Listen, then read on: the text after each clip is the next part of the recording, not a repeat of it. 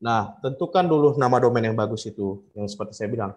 Makanya lebih bagus itu menggunakan SLD atau second level domain. Kata kunci dicocokkan dengan nama domain. Itu lebih cepat naiknya.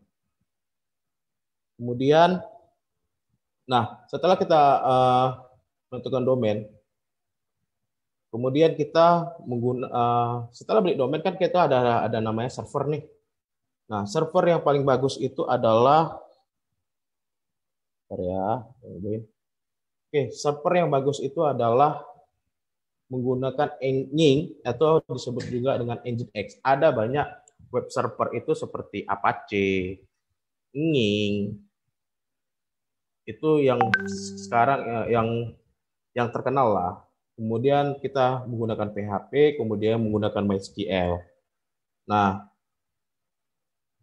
di sini kira-kira saya perlu mengajarkan juga bagaimana menginstal server tidak ya?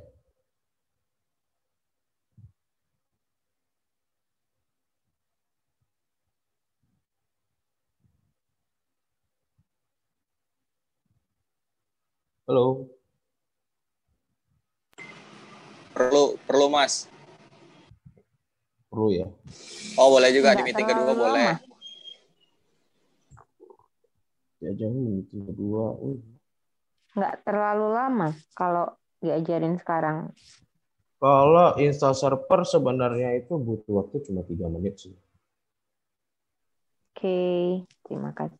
Oke, kalau misalnya nggak usah kita install server. Jadi kita untuk beli nama domain itu bisa di rumah web atau banyak yang lain. Di sini juga di rumah web juga ada hosting server, kan ada share hosting. Jadi kita bisa beli di sini. Tapi saran saya kita harus mempunyai VVS lah minimal. Jangan share hosting karena tidak bisa di custom ya, contohnya untuk menambah kecepatan, karena di dalam website itu Google itu memprediksi harus wajib kecepatan website yang harus dimiliki.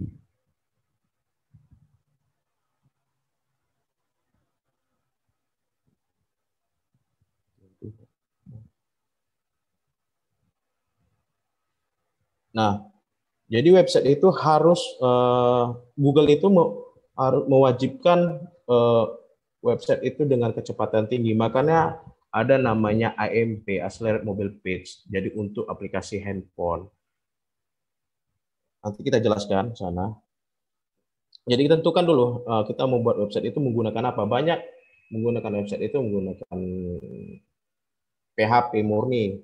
Kalau yang kalau tidak mengerti PHP atau menggunakan framework, ya bisa disuruh programmer yang mengerjakannya. Ada juga namanya CMS, Content Management System, yaitu menggunakan WordPress, menggunakan banyaklah CMS yang free, yang kita tinggal install, kita custom, tapi tema-temanya terbatas.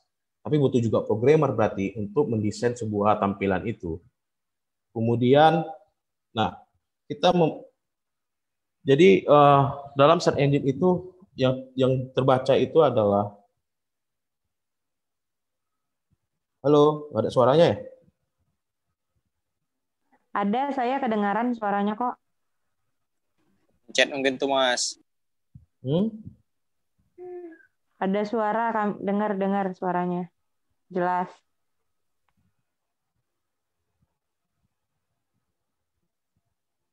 Siapa tadi? Sebulan.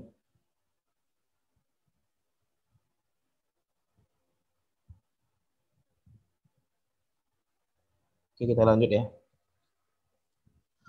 Jadi dalam pencarian search engine itu harus ada Google. Jadi dalam search engine itu mengenal namanya pack maps. Jadi kita harus memappingkan. Mapping itu memetakan URL apa saja yang ada di dalam website. Kadang-kadang Google ini membaca tidak terbaca ya semua halaman. Contohnya maksudnya pack map itu adalah kita menggunakan set map. Contohnya kayak ada home, kemudian ada beranda, ada menu-menu yang lain. Nah, itu harus dipetakan sehingga Googlebot mengcrawler website kita itu mengetahui, oh ini halaman ini, oh ini halaman ini, oh ini halaman ini. Jadi harus dipetakan. Kemudian ada namanya microformat atau seperti penulisan kode pemrograman yang mewakili item yang dipublikasikan. Form itu terdiri elemen spam dan div dan property class. Jadi itu dalam kode-kode pemrograman itu harus mempunyai kelas masing-masing. Misal tentang info ini berarti kelasnya tentang ini. Kemudian ada namanya RDFA atau fleksibel. Hampir sama dengan microformat, hanya lebih fleksibel, tidak terlihat di halaman website kita. Jadi ada namanya rich snippet. Jadi kita harus mempelajari struktur data rich snippet. Kemudian ada namanya microformat, microdata, penggabungan antara RDFA dan microformat langsung ke dalam kode pemrograman dengan menggunakan tag dengan memberi nama di setiap span dan div dan lain-lain. Kemudian ada nama meta, hampir sama dengan pack maps. Jadi nanti kita jelaskan tuh. Kemudian hanya menentukan pada Googlebot untuk mendeskripsikan atau memetakan website tersebut. Nah, jadi contohnya meta dan open graph yang harus wajib yang ada di dalam website itu, saya kasih contoh.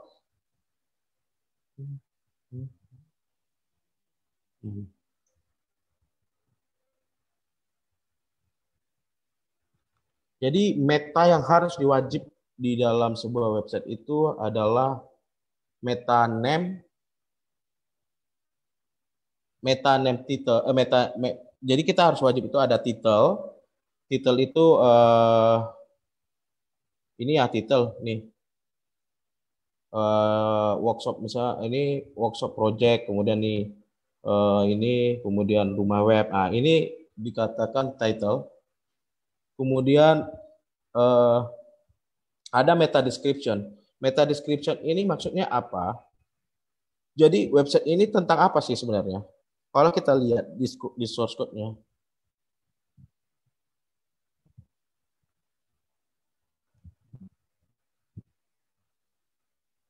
Nih. Jadi ketika kita mencari di sebuah search engine, ketika buka rumah web, jadi yang terbaca di search engine itu adalah titelnya tadi adalah rumah web hosting Indonesia, domain hosting murah. Nah, ketika contohnya gini lah.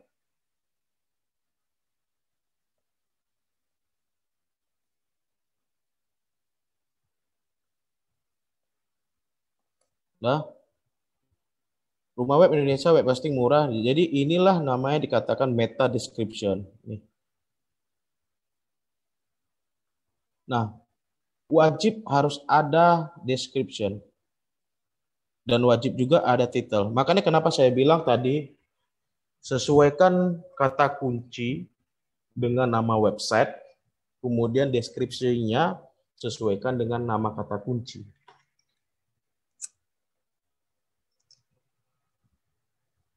Contoh, ini kayak saya tunjuk aja lah, ada website saya.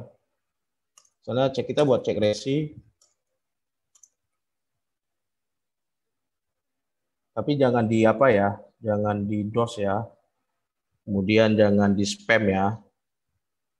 Jadi kita ini untuk belajar. Kemudian ada cek resi. Ini. Kenapa saya menang cek resi JNE? Karena ada cek resi JNE. Kemudian ada di sini cek resi JNE. Ketika linknya ada JNE. Jadi seperti ini.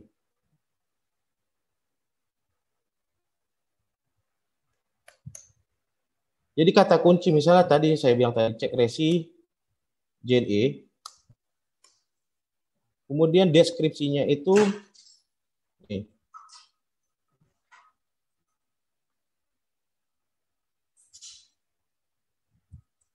Ini kata kunci cek resi JNE dan deskripsinya ini.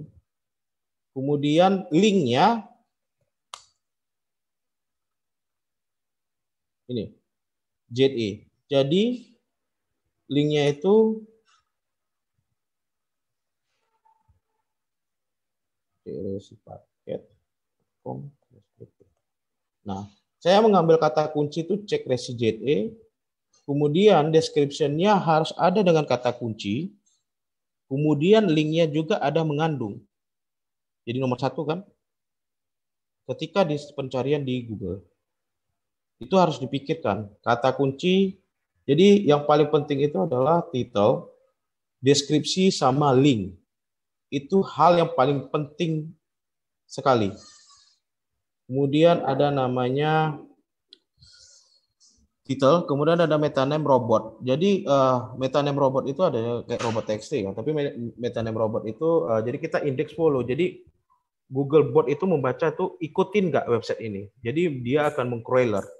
Kemudian link rel canonical itu sangat penting di dalam sebuah website. Kenapa saya bilang sangat penting? Ini saya kasih satu hal contoh. Ketika kita membuat tadi cek resi tadi ya punya saya ya. Nah, kenapa harus penting canonical? Ini kan tidak ada namanya backslash ya. Cek resi paket /com/jne tidak ada backslash. Tapi ketika saya buat backslash terjadi duplikat konten. Jadi Google ini membaca apa? Cek resi JNE atau cek resi JNE / itu sangat penting di dalam struktur data SEO. Jadi harus ada canonical yang mana sih harus yang di crawler. Jadi sehingga tidak ada duplikat konten. Kemudian vport ini untuk memberitahu browser menyesuaikan konten. Jadi Google Bot bisa mengecek kita itu responsif. Jadi bisa responsif. Ini bisa untuk dipakai, bisa ditampilkan di dalam sebuah handphone ya, bisa diakses dengan handphone. Kemudian jangan lupa juga meta property OGURL. Jadi ketika kita menge-share itu nampak nampak kayak gini.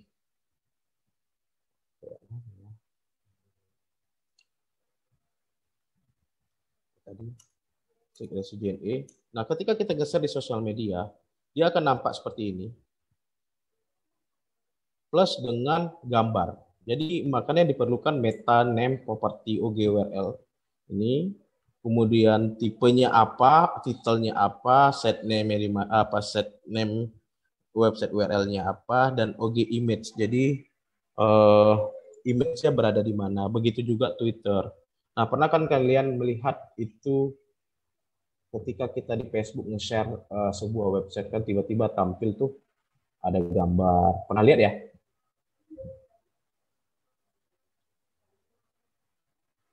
Setelah kita struktur data ini, kemudian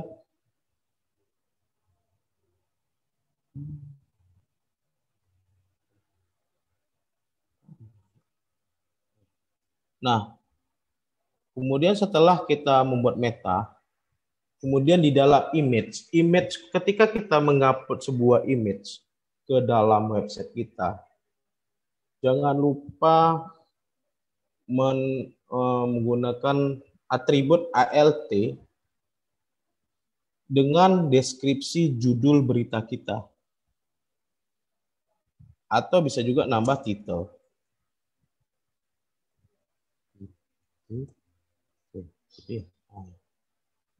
Tidak boleh pendek. Misalnya gini, misalnya kita untuk ini. Image-nya bisa kita buat foto. Tidak boleh. Harus panjang lah. Mendeskripsikan tentang image, tentang gambar apa. Tapi jangan lupa sesuaikan dengan kata kunci juga.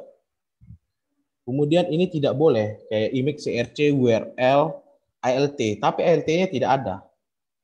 Kemudian ini juga tidak boleh. Div style background image URL link. Nah, di div ini dipanggilnya CSS-nya. Kemudian tampillah gambarnya, terus deskripsinya. Ini tidak boleh. Ini tidak akan di crawler Google. Kemudian kayak seperti link URL. Link URL pun harus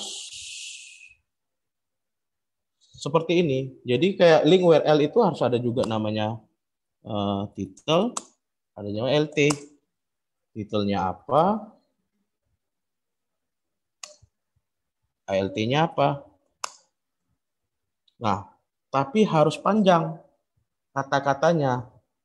Nah, Google itu membaca backlink ya, URL misalnya nama dodol.com/apa gitu, misalnya cara belajar Android. Berarti URL itu membaca per masing-masing link. Nah, jika kita menggunakan JavaScript, ini sangat boleh, tapi href-nya itu link ditujukan kemana. Jadi bisa on click, ketika diklik tampil ke sana. Tapi hindarin seperti ini. On click go to URL / nama itu dihindarin dalam penulisan kode pemrograman.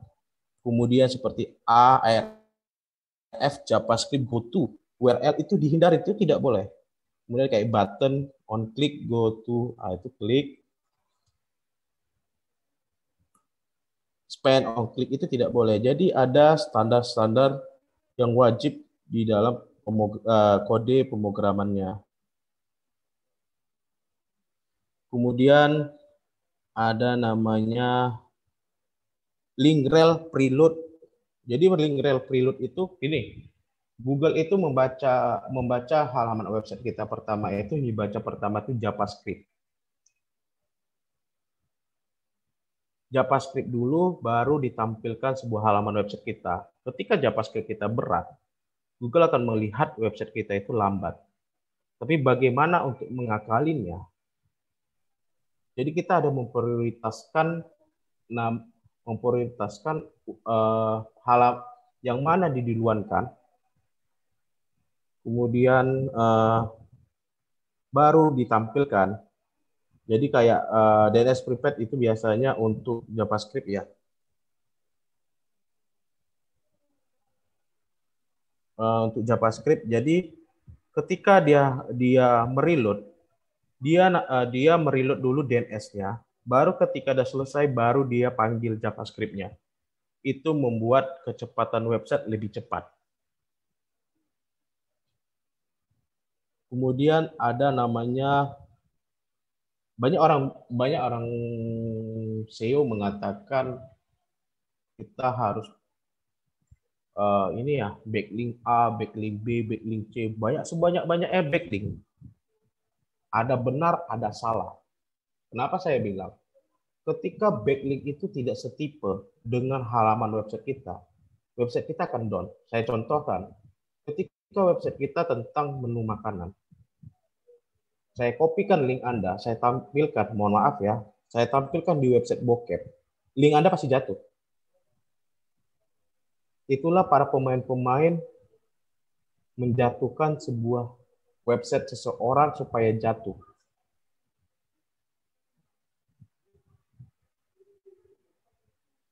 Makanya backlink itu ada kalau backlink itu setipe dengan apa ya? Dengan website kita itu bagus. Tapi tidak setipe, hati-hati. Nanti saya jelaskan di sana. Jadi ada link itu nofollow. Kalau nofollow ranking memang nggak naik. Tapi itu lebih baik daripada kita backlink kita ditaruh di website yang sembarangan.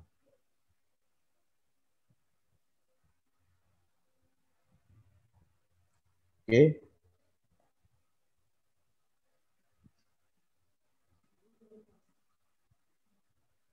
Kemudian konten atau artikel. Nah, konten artikel ini pun harus mengandung kata kunci yang kita inginkan. Ada namanya keyword density. Halo, kira-kira dengar nggak ya?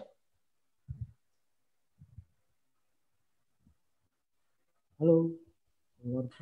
Dengar, Bang. Dengar. Nah, ada namanya keyword density yang harus.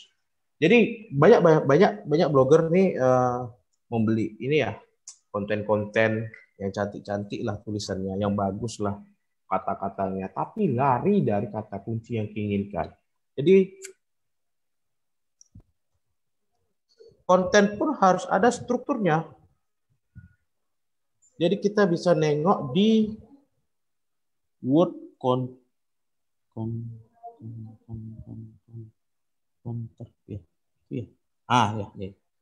Jadi kita harus cek wordcounter.net. Jadi banyak ini ada yang pekerjaan sekarang ini apa namanya? Konten kreator ya. Konten kreator yang atau apa namanya itu? Saya agak lupa itu, tolong dicek apa namanya? Yang kerja membuat konten itu di perusahaan itu apa namanya? Konten kreator ya, bukan ya? Apa namanya itu? Ya nulis artikel lah, itulah. Itulah content writer lah, script writer lah, itulah ya. Nah, banyak content script writer itu perusahaan itu tidak paham seperti tulisannya cantik. Tulisan cantik itu maksudnya bagus lah, mudah dimengerti lah. Tapi ada standar khusus mengikuti kata kunci. Itu yang sangat harus pahami sebuah perusahaan itu. Contoh ini saya membuat, ini ada sebuah artikel yang saya buat, tapi sehingga sesuai dengan kata kunci saya buat tadi ya. Nih, kata karakter banyak, 4.112 karakter. Ingat ya? Kata kunci yang saya cari itu resi. Karena tadi website saya udah tahu ya, resi. Kemudian ada paket. Nah, cek resi, cek paket. Nah, itu kata kunci untuk kita ngambil satu kata kunci. Satu kata kunci resi kita ngambil. Itulah kata kuncinya. Resi. Kemudian pastikan lagi keyword density yang kedua. Kata kunci apa yang kita ambil? Cek resi. Kemudian ada lagi namanya ketiga. Lacak cek resi atau lacak cek resi. Cek resi lacak atau cek resi JNE. Ini kita ngambil di halaman home ya. Jadi kita nggak ambil halaman JNE. Nah, cek resi lacak, cek resi JNE. Nah, ini harus sesuaikan dengan kata kunci. Jadi nggak sembarangan content writer itu membuat konten itu apa ya? Asal cantik. Yang bilang 3.000 kata, konten itu dibayar berapa tuh? 20.000 satu konten, satu artikel. Boleh beli, tapi cek dulu. Sesuai dengan kata kunci enggak? Banyak para yang jual itu tidak mengikuti kata kunci. Tapi kalau mengikuti kata kunci bagus. Nah, ini harus pahami keyword density-nya. Nah, kata kunci apa yang kita mau ngambil? Contoh, kita mau ngambil SEO Medan. SEO Medan atau jasa apapun. Itu harus kunci terdiri dari 3 kata kunci, tapi kata kunci pertama apa, kata kunci kedua apa, kata kunci ketiga. Maksudnya itu 3 kalimat ya. Nah, ada standarnya lagi. Tidak boleh lebih dari 8% dari kata kunci yang kita ingin ambilkan. 5% lebih bagus. Paling maksimal 8 atau 7% dari kata kunci. Contoh ini kayak tadi saya resi 5%. Kemudian ada 5%. Kemudian ada 1%. Ini lebih baik. Tapi coba perhatikan kayak konten-konten lain. Contohnya apa ya?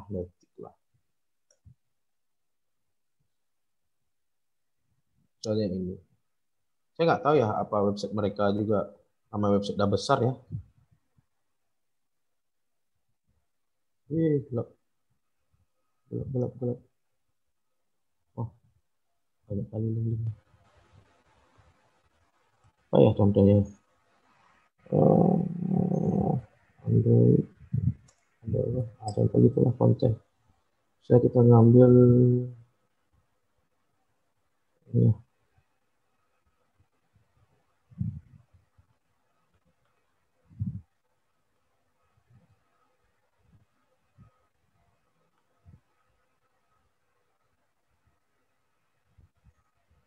Ini tentunya sebagai dari Android. Ini 10% dianggap, hati-hati kalau lebih dari 8% itu dianggap spam sama Google. Agak berhati-hati dalam menulis sebuah konten. Ini karena konten kecil ya. Mungkin kalau kita copy semua, ya mungkin lah itu kurang dari 5%. Itu pertama. Kemudian sitemap tadi, yang saya bilang tadi. Sitemap itu ya kita harus menuliskan sebuah sitemap. Jadi sitemap itu nah, ini.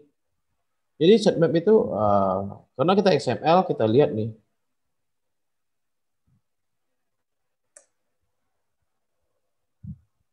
Nih. Jadi kita memetakan website URL apa aja yang ingin di crawler Google. Itu yang harus paling penting. Kemudian prioritas. Prioritas itu 0,9 atau 1.0. Frekuensinya tuh kapan mau ini data ini berubah-ubah nggak? Kalau misalnya berubah-ubah bisa dibikin always. Itu bisa dicek lah bagaimana menulis sebuah sitemap.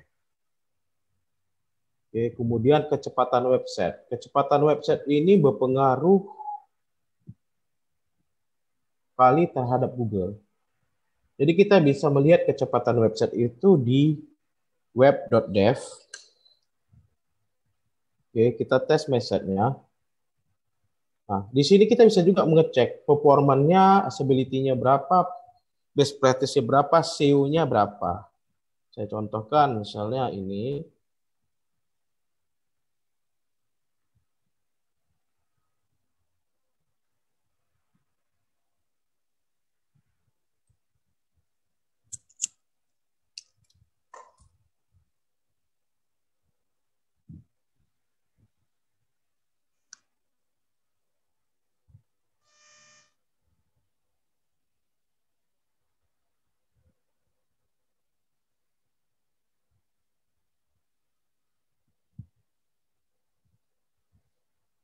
Ini perhatikan.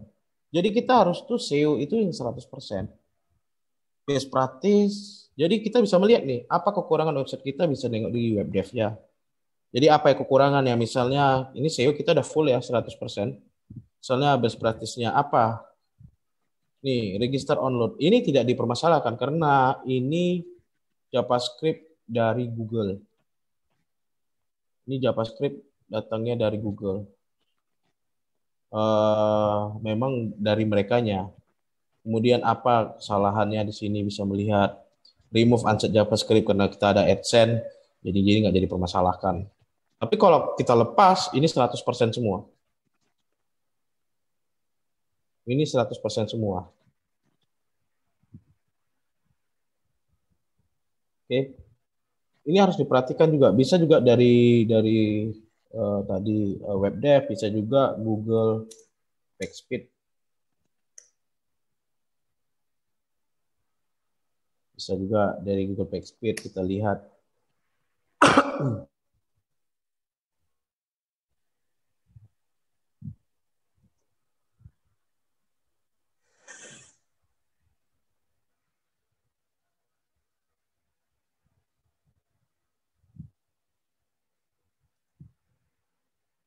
Berapa ininya, apa namanya, tampilan kita untuk mobilenya, kecepatannya berapa, apa yang kurang. Kita bisa juga lihat di sini. Ini kenapa menjadi 57% karena ada AdSense, karena rata-rata nih kayak gini. Remove unset JavaScript rata-rata nih.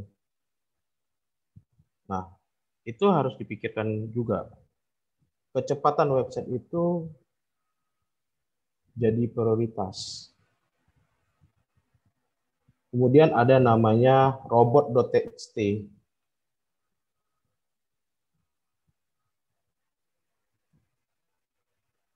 Robot.txt. Nah, user agent bintang ini adalah memberi akses kepada bot search engine apapun. Kemudian kita buat, jangan lupa sitemap-nya apa, URL-nya di mana. Ini wajib, dua ini wajib. Bermacam-macam ya. Ada kalau ini apa, rumah web, dia pakai apa, contohnya. Nih. di selo WP admin. WP admin tidak boleh diindeks. Kenapa WP admin tidak boleh indeks? Karena itu kan login ya. Ya, dia menggunakan WordPress. Jadi tidak boleh diindeks di selo. Jadi Google itu waktu mengcrawler itu mengcrawler semuanya. Kemudian WP admin ajak itu tergantung apa ya, kode pemrograman kita lah dalam pemrograman website itulah. Kemudian setelah robot.txt itu tadi kita sudah jelaskan, beritahu Googlebot tentang website Anda. Nah, Ridwan Saragi. Oke, bentar ya.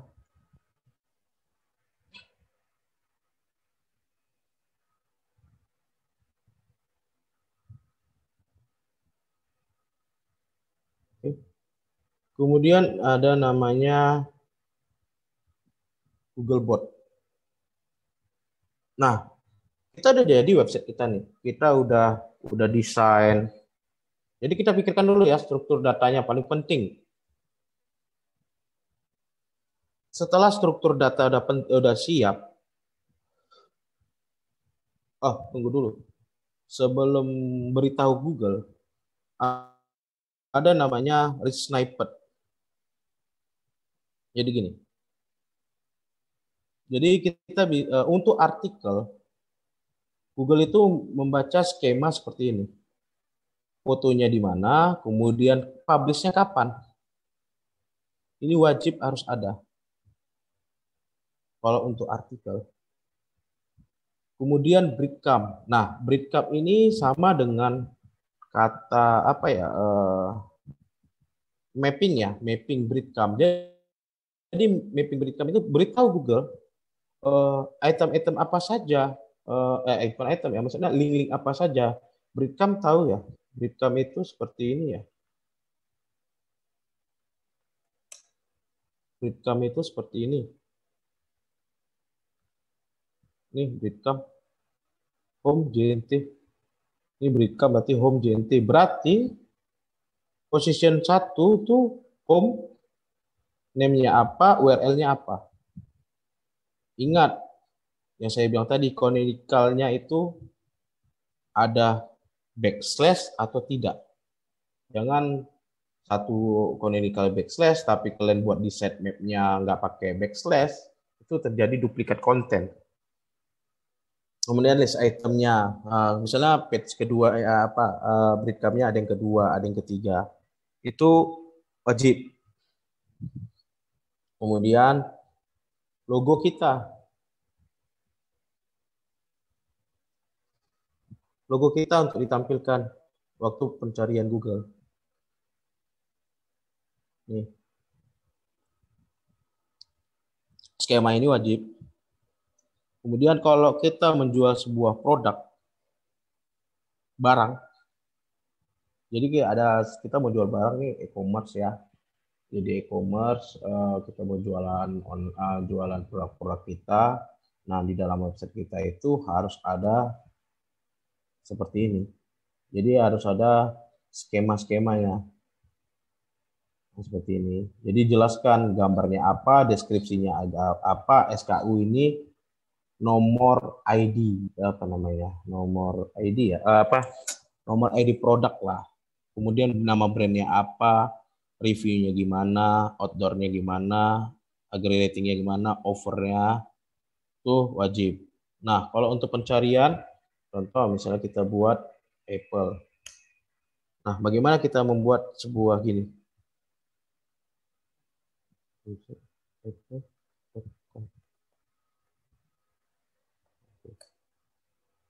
Nah, ini.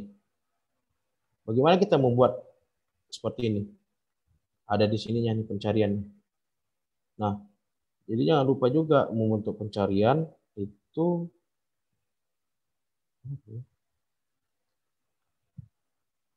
nih.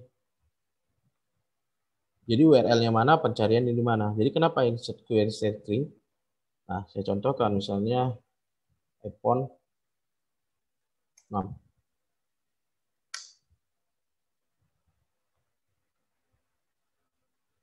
Oke, dia tampil. Nih, use search explorer. Tapi ketika kita melihat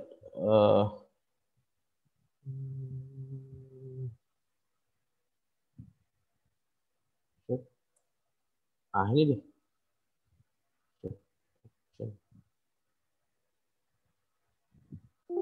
Mati di Apple.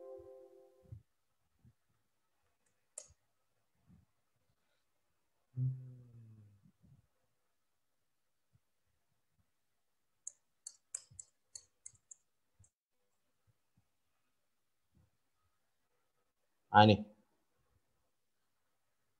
Jadi ketika di Google mengetik iPhone 6, dia akan ditampil di sini. Use search string si Google. Sama kan tadi? Sama kan? Nah, itu juga harus dipikirkan. Kemudian kayak bisnis lokal. Bisnis lokal itu contoh seperti gini. Kita ini punya brand ya. Misalnya kita punya website. Tapi kita harus daftarkan juga namanya Google Business. Jadi Google Business ini alamat toko kita yang terbaca di Google itu free. Tinggal daftar di namanya Google Business daftar. Contoh apple.com. Apple.com. Apple. Ini ada Google Business-nya. Ini kan nampak nih. Bagaimana untuk menampilkan di sini? Nah, ketika kita mendaftarkan, contoh ya, saya punya juga kacang almond.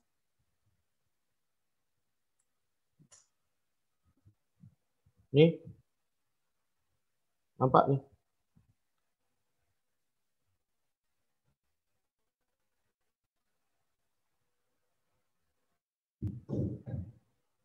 Nah, di dalam website pun kita ketika kita membuat nama brand kita tampil, kita harus juga lihat ini backlink lebih bagus daripada kita mentaruh artikel-artikel ya di misalnya meletakkan backlink kita di website lain, di website A, B, C, D. Kenapa kita nggak pakai backlink yang dikasih Google saja secara free, contohnya seperti ini. Kemudian ada bisnis lokal.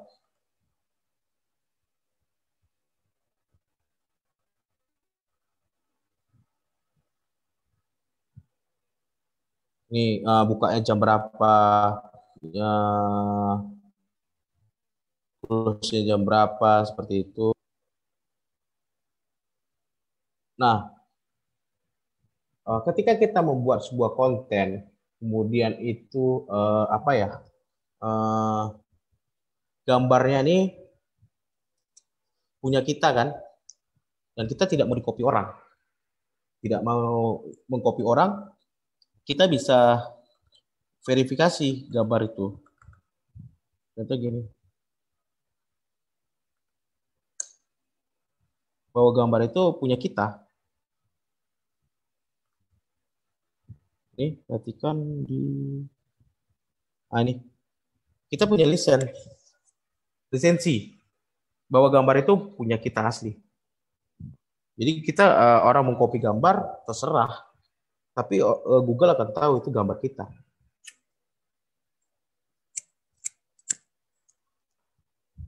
Ada tulisannya licensable ya. Ini kayak gini. Nah, ada yang enggak kan seperti ini? Ini kita bebas kopinya. Tapi ketika kita copy yang ada lisensinya, harap berhati-hati meletak di konten di website kita. Itu dipikirkan baik-baik.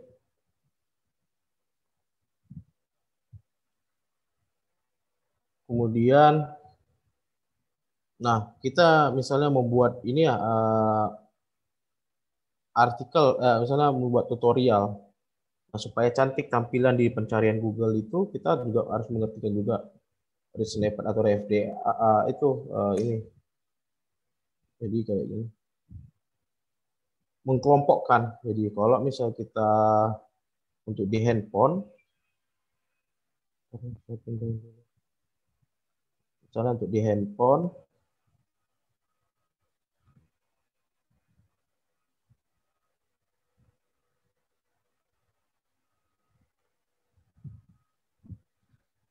Nah, bisa juga kita membuat seperti ini. Ada standar-standarnya. Struktur datanya bisa lihat lah, dicari aja di Google struktur data Google gitu. Itu banyak tutorialnya. Kemudian ini kita mau kelompok-kelompokkan seperti ini supaya cantik. Nah, itu juga harus dipikirkan.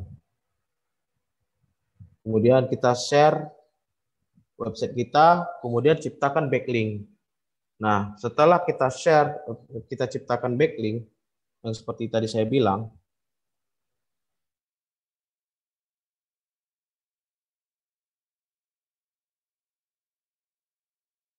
kemudian kita daftarkan di Google Search Console. Cari aja Search Console. Nah, kita harus daftarkan website kita di sini supaya Google itu mengecek website kita. Saya punya contoh salah satu yang kalau dibilang gagal enggak, dibilang jalan pun lumayan lah. Gitu. Jadi kita daftarkan dulu di Google Search Console. Jadi kita bisa buat di sini, tambahkan propertinya, masukkan URL-nya. Tapi lebih baik itu pakai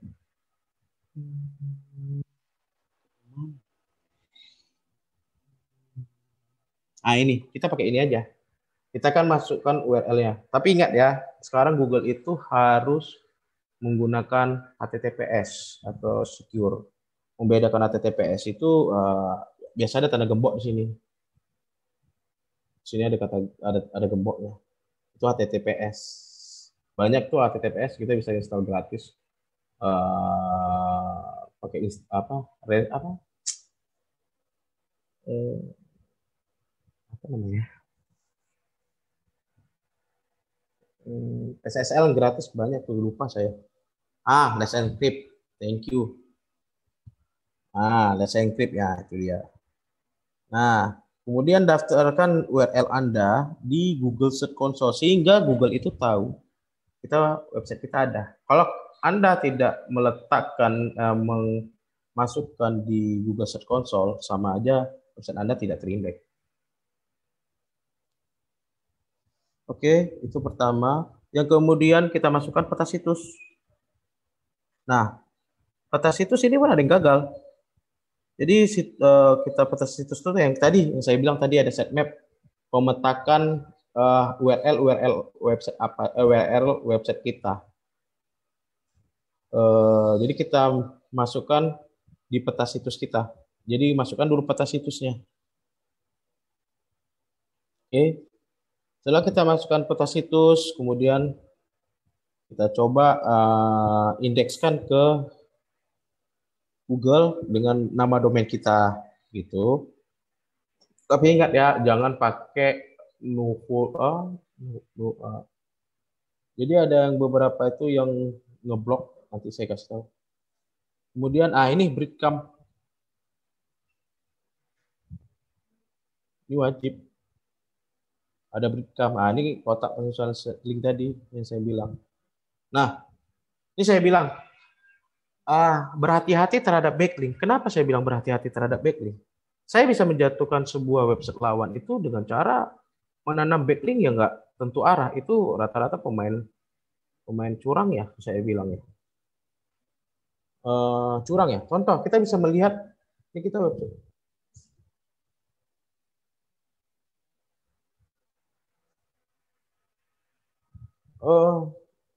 Kita punya website nih, terus kita taruh backlink nih di mana-mana. Nah, senang kita nih punya backlink sekian, rupanya backlink kita di spam website kita. Nah, kita harus lihat juga backlink apa yang bagus di website kita. Ini contoh seperti ini. Misalnya website apa nih ya? Ranked Top. Ini ya, Ranked Top. Ini URL kita yang mau dijatuhkan website kita. Kemudian tengok. Ketika kita klik ini, ini. Tengok kemana larinya.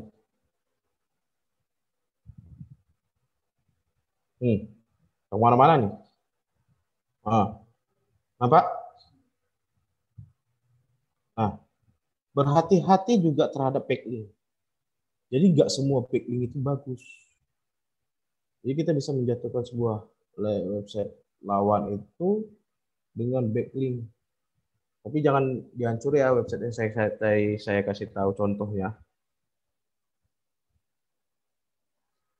Ini terkadang-kadang blogger-blogger ini atau pemain-pemain AdSense ini apa ya, agak riskan ya. Ada contoh satu kasus ketika hati-hati juga menge-share website ya. Menge-share website itu kadang-kadang ada baiknya, ada jahatnya. Ketika orang iri, kadang-kadang para blogger ini apa ya, mendidos website kita ya, menggunakan aplikasi, kemudian di-DDoS, kemudian diklik Google-nya apa AdSense-nya sembarangan, kemudian kita di-ban. Nah, itu tidak boleh. Jadi jangan iri lah kalau melihat orang itu berhasil dalam sebuah website, tapi pelajarin bagaimana dia berhasil. Atau tanya langsung yang punya website itu. Kalau baik-baik pasti dikasih tahu. Ini banyak itu pemain-pemain curang-curang lah, banyak. Ini kita bisa lihat ini di tautan. Nah, tengok situs teratas, backlink kita itu. Jadi tidak perlulah menggunakan tools berbayar seperti ahrefs.com. Kalau punya modal oke lah, tapi kalau nggak punya modal cemana. Jadi bisa menggunakan free saja, kayak menggunakan keyword itu kan bisa menggunakan Google Planner tadi, kemudian bisa nengok di apa ya, Google Trend, nah bisa melihat di situ. Kemudian lihat website kita itu udah di crawler Google belum nggak? Nah, yang valid itu yang terindeks Google apa? Berapa biji yang valid? Kemudian apa ini? Kenapa nggak dikecualikan? Baca di sini. Ini di crawler tapi saat ini tidak diindeks. Perhatikan, ada yang namanya duplikat konten. Ini harus diperhatikan. Jadi website saya ini kayak Rakyat Medan ini data saya pernah hilang itu sekitar 7.000 data karena ada kesalahan dari pihak ini ya, pihak servernya. Jadi saya udah malas meneruskannya. Nah, kemudian kita melihat nih kinerja website kita.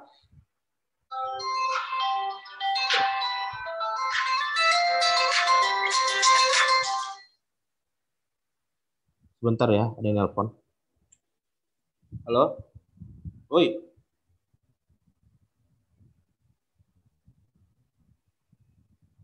Justify apa? Oh, kan ada di apanya? Di ini text editor ya?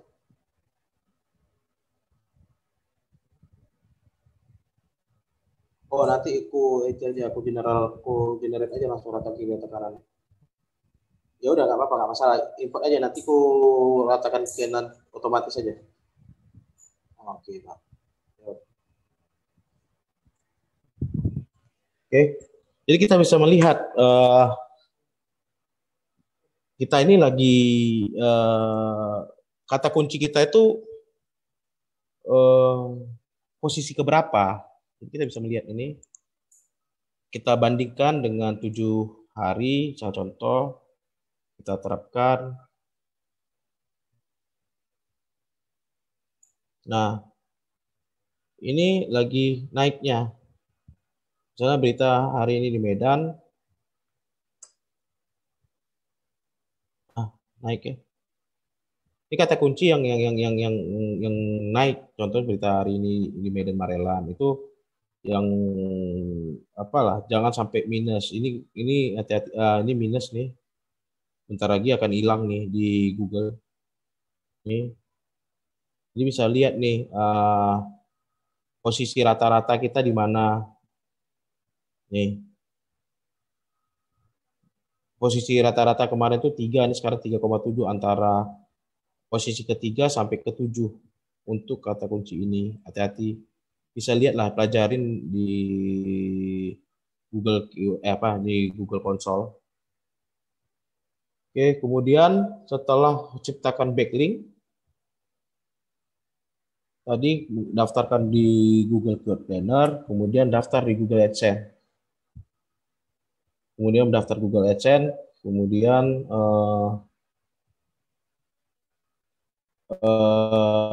jadi ada syaratnya Google AdSense ini. Jadi website itu nggak bisa juga ya 2 hari website itu jadi, kemudian kita daftarkan Google AdSense, tidak bisa juga. Kenapa saya bilang Google itu mengecek berapa lama website kita. Kalau 1 bulan mungkin bisa lah untuk mendaftarkan ke Google AdSense. Tapi ingat, struktur data SEO itu harus diperbaiki. Itu yang paling penting. Kemudian selesai. Kira-kira ada pertanyaan nggak ya?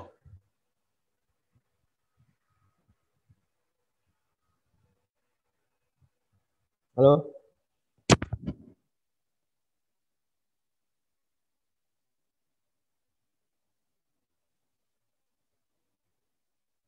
Halo?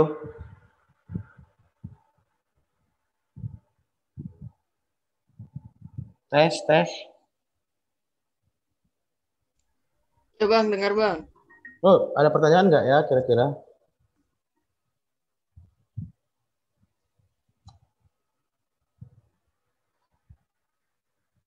Apa yang mau ditanyakan?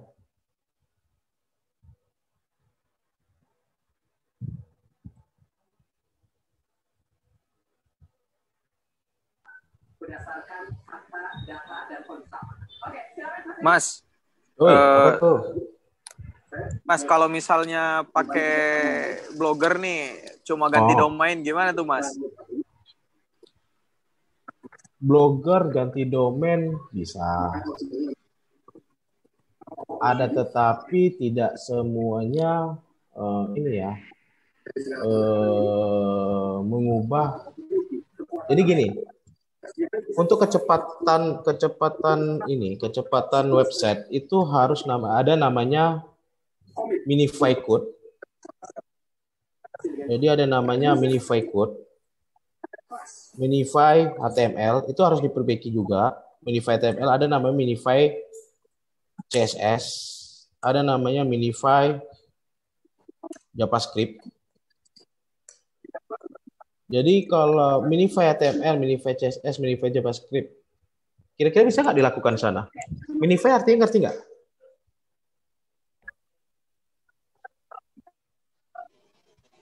Nggak ngerti Mas. Oh, oke. Jadi minify itu, jadi contoh, misalnya, mana saya mau contohkan ya? Jadi gini, Google itu membaca, bukan Google ya, maksudnya browser ya. Misalnya cek resi paket tadi, .com. Jadi kita harus minify-kan ini. Jadi ada yang minify itu kayak mana ya?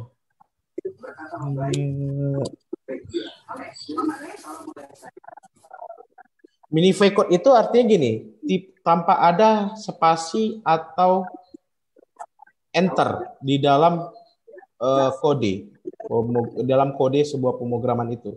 Jadi datanya tuh lurus semua. Kira-kira paham?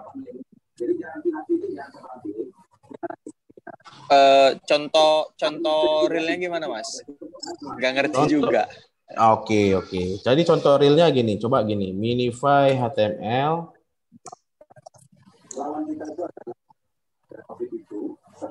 Nah, jadi minify HTML ini contoh gini. Ini saya copy misalnya link website saya. Misalnya kita copy website saya, kemudian taruh sini, kita minify. Nah, jadi seperti ini. Tidak ada tanda spasi. Paham nggak kira-kira?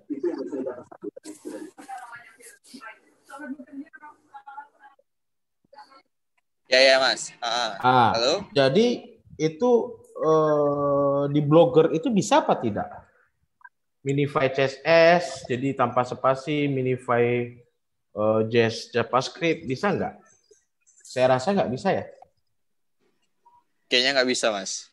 Nah, itulah permasalahan kita nggak bisa custom. Jadi kenapa saya bilang harus beli domain kemudian beli server? Karena di dalam server itu kita bisa konfigurasi kompres data. Kompres data itu misalnya gambar ini ingin dikecilkan, kemudian itu dikompres CSS-nya. Karena kan saya tadi lihat sini di webdev nih. Di webdev ini, jadi kita bisa minify. Jadi ada beberapa performanya kurang. Karena kenapa? Saat di crawler ini berat. Nah, di Blogspot itu kadang-kadang berat nggak kalau datanya banyak?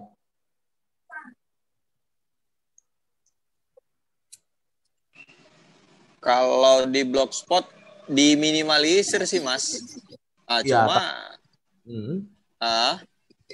ketika tapi data itu kayaknya berat ya? Ya, Mas, lanjut.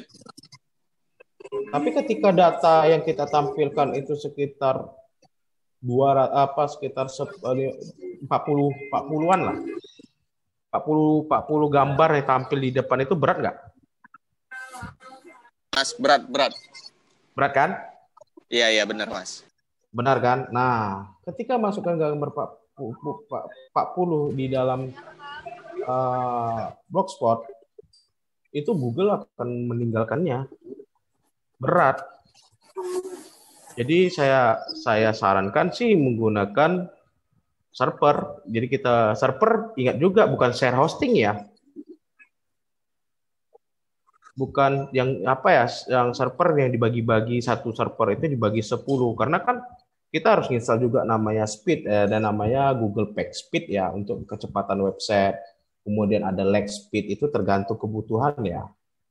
Nah, ketika kita menggunakan share hosting, saya rasa tidak dikasih sampai mengupgrade ini ya, mengupgrade server ya. Maksudnya mengotak-atik server ya. Itu. Kemudian menanamkan cookies bisa nggak untuk di Blogspot? Nggak bisa ya. Jadi banyak struktur data pun selesai pun harus dilihat juga di dalam servernya. Ada namanya tampilkan nih allow origin. Jadi itu harus diperbarui di dalam server. Saya sarankan sih pakai Blogspot, tapi mungkin ada yang beberapa yang berhasil ya.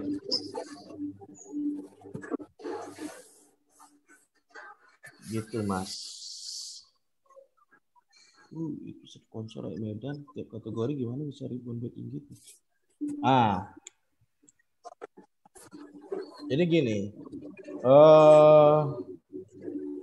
untuk menanam backlink. Nah, di sebuah konten pun kita bisa meletak backlink ya. Saya konten ini. Bentar ya.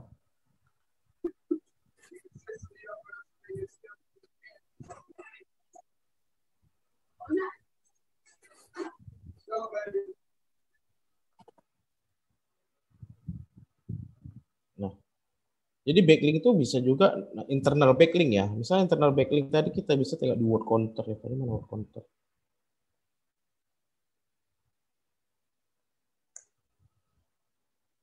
Ini. Nah, kita bisa juga nanam backlink di sini misalnya. Pakai nanam backlink ngerti lah, maksudnya pakai link ya, misalnya ARF itu.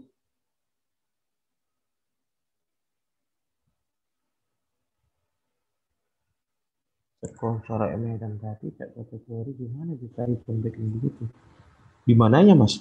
Di mananya, Bang Amin?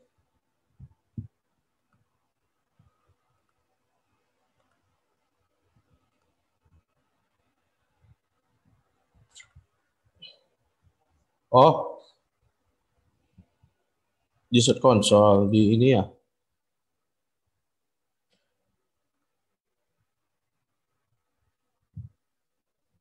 Oh, ini ya.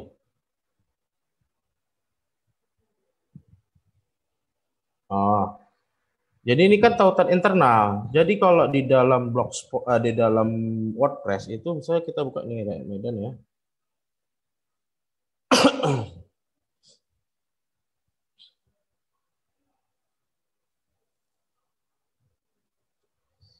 Ini misalnya kan ada meta tag. Nih, kan ada tag nih.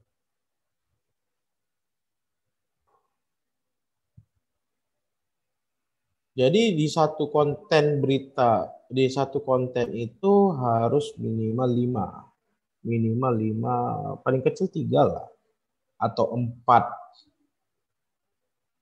Ini untuk link. Jadi backlink, maksudnya backlink itu yang terkait ya, link-link yang terkait gitu. Oh ya, saya mau jelaskan juga yang tadi Meta. Mana Meta? Oke, ini bisa gitu.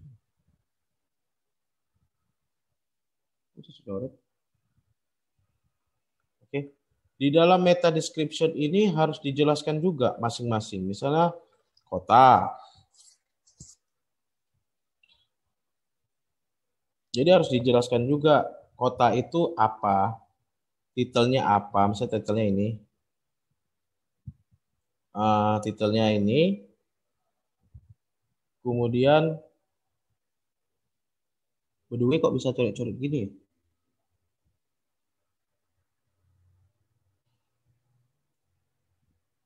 Nah, meta description ini wajib setiap page atau konten artikel kita harus ada. Clinical jangan lupa. Jadi description ini penting. Jadi setiap page ini kayak misalnya kota, kita lihat itu pasti ada description-nya. Nah, ini. Nah, jadi setiap berita pun ada description-nya, setiap apa ada description-nya, setiap apa harus ada description-nya. Gitu. Kemudian ada lagi pertanyaan? Tadi nggak sampai server ya?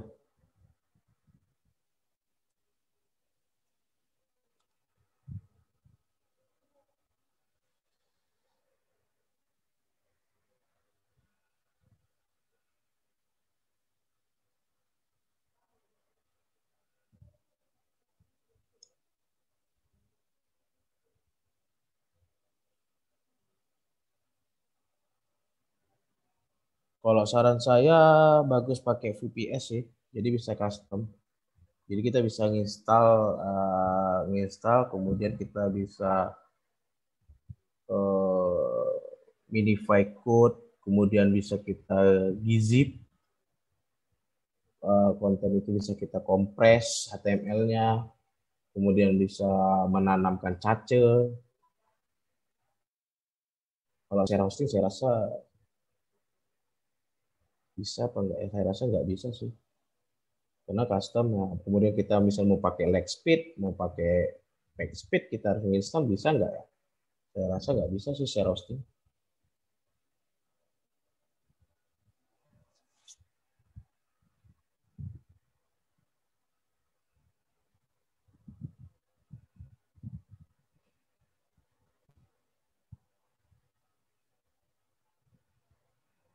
Kalau rekomendasi server yang paling bagus itu di mana ya?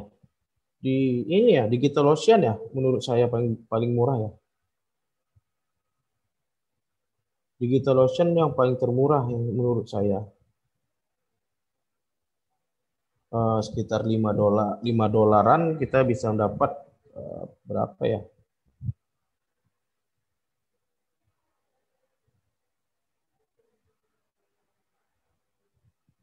Ini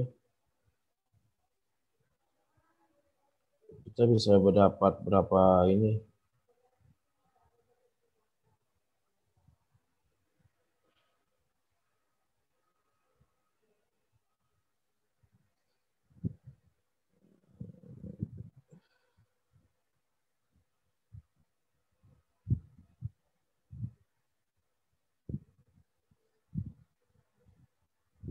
Jadi kita bisa dapat 1 giga CPU, 25 giga data, 100 giga transfernya. Saya rasa lebih murah di DigitalOcean. Tapi nggak tahu juga ya, yang lain ada yang murah. Oke, saya harus tahu juga gimana. Nah, search engine pun penting juga. Seperti kita buka Lazada ya. perhatikan yang ibu-ibu yang misalnya mau jualan ya, misalnya kita buat iPhone 6.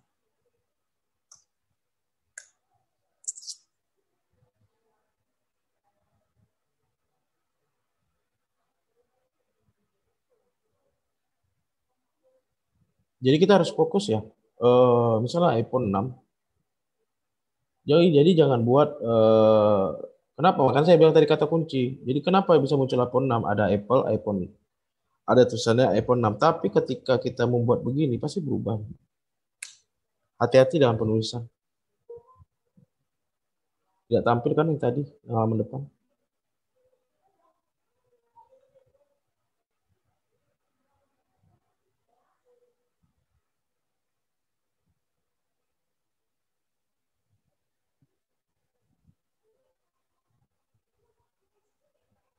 Jadi untuk kata kunci agak harap berhati-hati deskripsinya. Karena walaupun kita buat Apple 6, nih, kita bisa melihat di Google bagaimana sih yang ditampilkan.